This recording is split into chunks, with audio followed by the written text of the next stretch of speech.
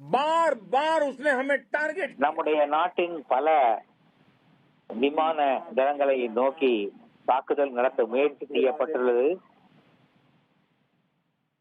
हर बार नाकाम हो गए. ஆனால் ஒவ்வொரு முறையும் அவை வானிலேயே தடுத்து அழிக்கப்பட்டன. उसके यूएवी,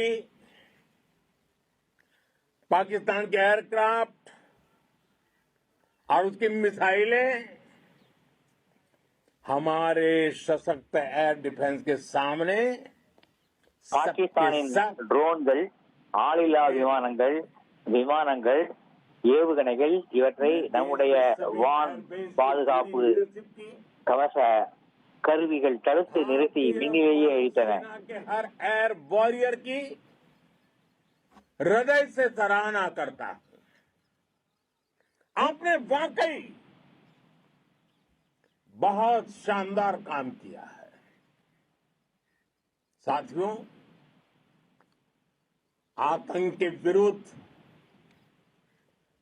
भारत की लक्ष्मण रेखा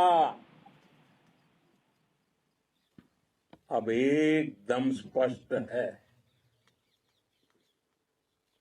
अब फिर कोई टेरर अटैक हुआ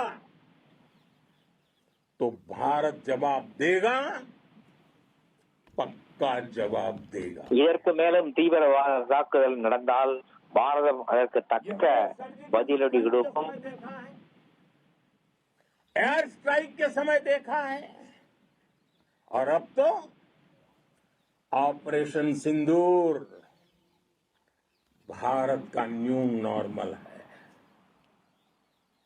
और जैसा मैंने कल भी कहा, भारत ने अब 3 सूत्र तय कर दिए हैं. पहला,